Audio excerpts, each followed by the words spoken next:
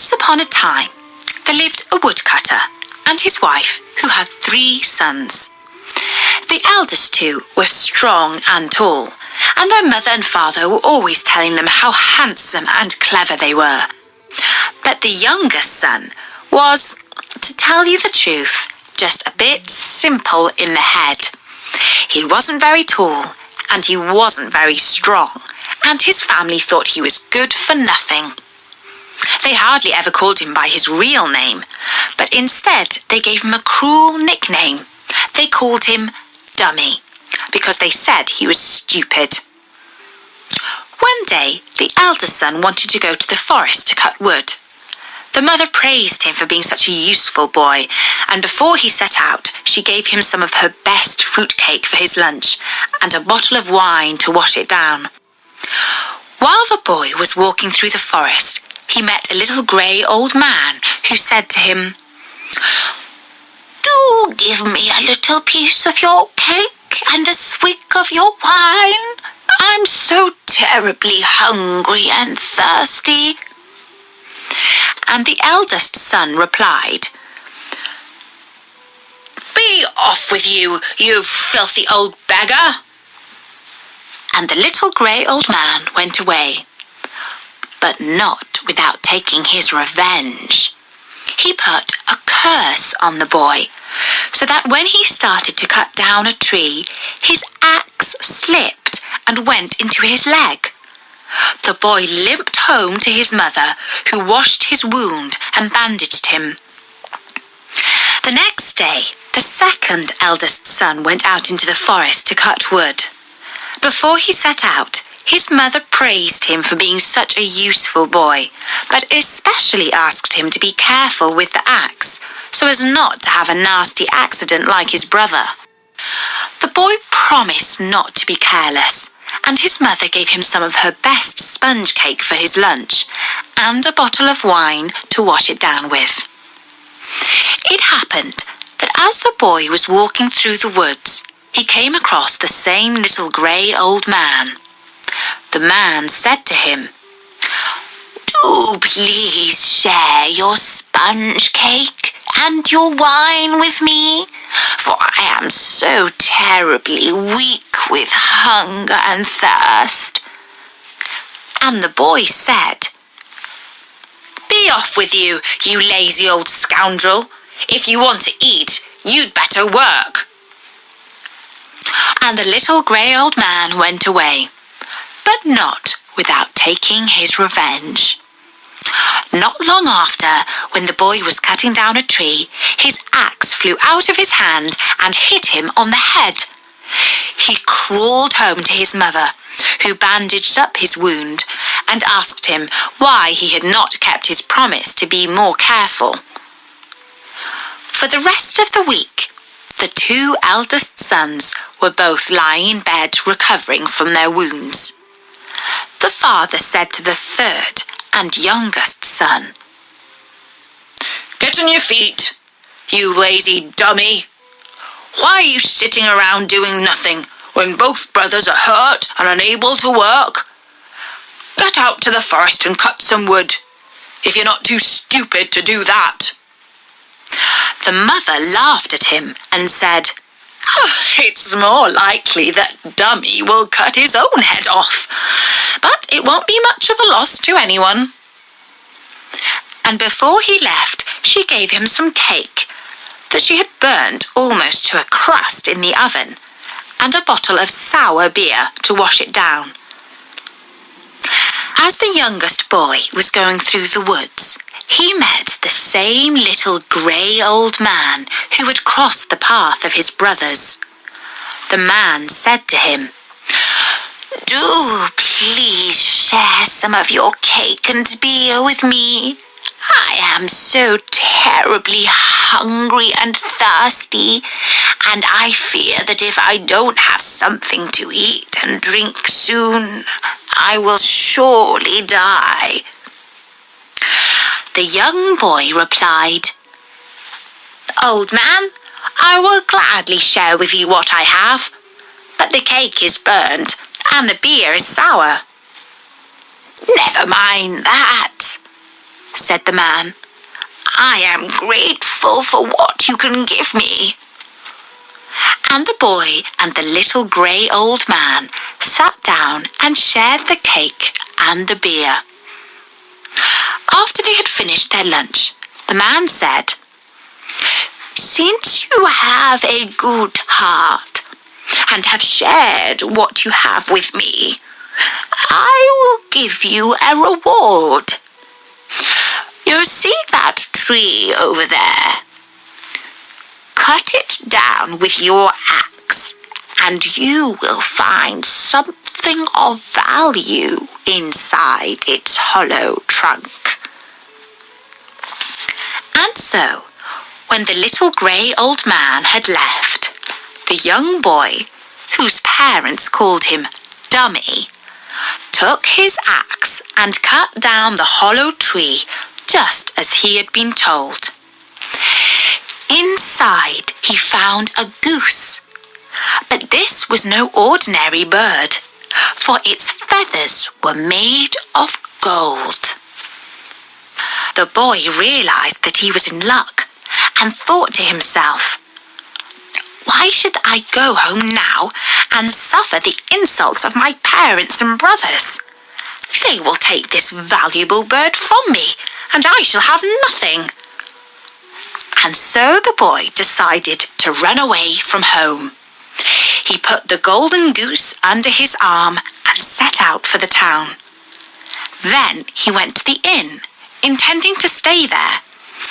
He stood at the bar and asked the innkeeper if he would accept a golden feather as payment for his board and lodgings. When the innkeeper saw the golden goose, he readily agreed. But after the boy had gone to bed, he said to his 3 daughters, "That young boy, whose parents call him Dummy, is staying up in our guest room. But he can't be simple in the head, as they say, for he's got a valuable bird with him, a goose with feathers made of gold." The eldest daughter thought to herself, well, fancy that. Feathers made of gold. I'll pluck 1 or maybe more of those for myself.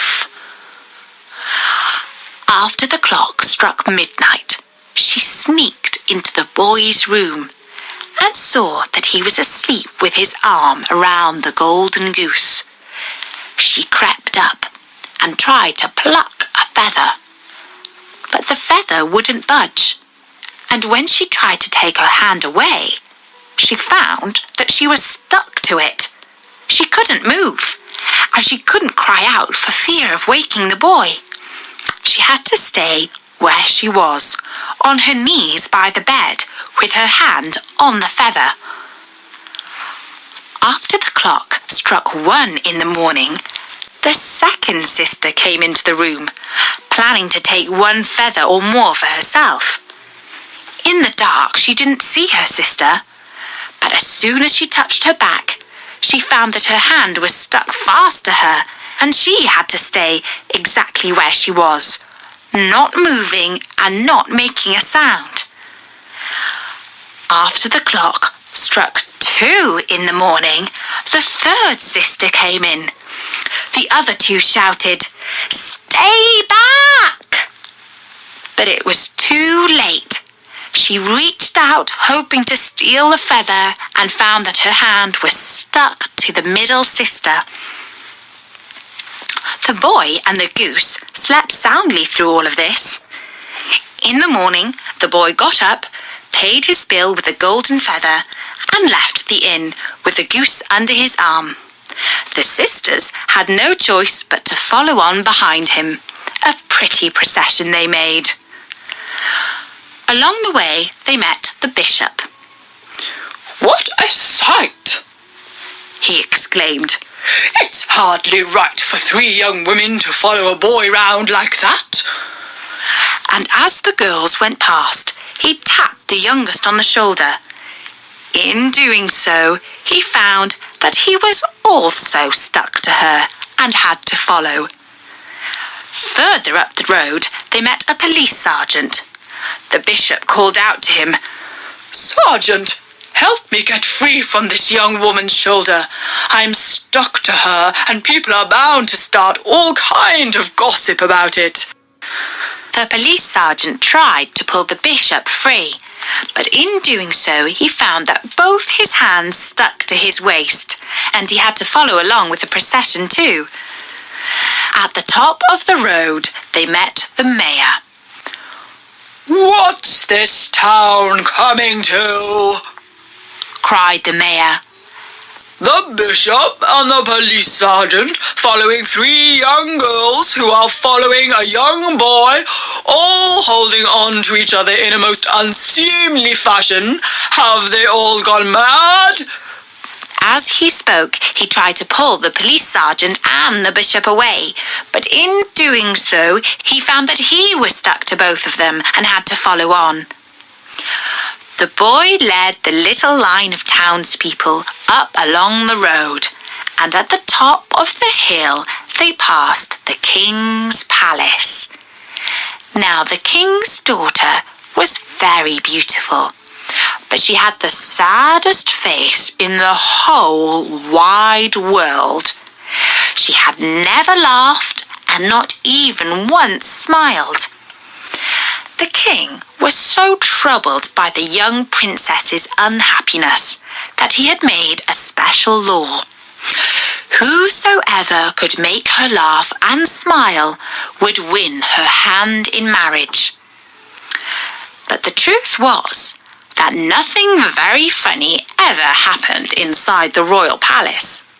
All the king's servants and advisers were far too high and mighty to understand what would make a young girl laugh, or indeed to allow anything amusing to happen at all. As the boy, known as Dummy, went past the palace, he still held the golden goose under his arm, and he was followed by the innkeeper's 3 daughters, the bishop, the police sergeant, and the mayor. The princess looked out and saw the important people in their uniforms being tugged along behind 3 girls and a boy with a goose, and she thought that it was the first thing she had seen in her life that was truly funny. She burst out laughing and ran, still giggling, to her father to tell him all about what she had seen. When the king looked out of his window and saw the procession, he couldn't help laughing himself. He sent for his guards and told them to bring the boy and his followers directly to him. When the boy entered the king's chamber with the followers behind him, the mayor, the bishop, and the policeman all called out angrily that he should pay for his crime with his head. The king, still laughing, said that on the contrary, he would be rewarded with the hand in marriage of his daughter, the princess. For an entire week after that, the innkeeper's 3 daughters, the bishop, the policeman, and the mayor were all stuck to the golden goose and to one another. And while they were stuck, all the townspeople and the whole court laughed and smiled at them. And the boy, whose family called him Dummy, married the princess and inherited the kingdom. He lived with his beautiful wife, and they had 6 happy, smiling children, and the palace was often filled with laughter.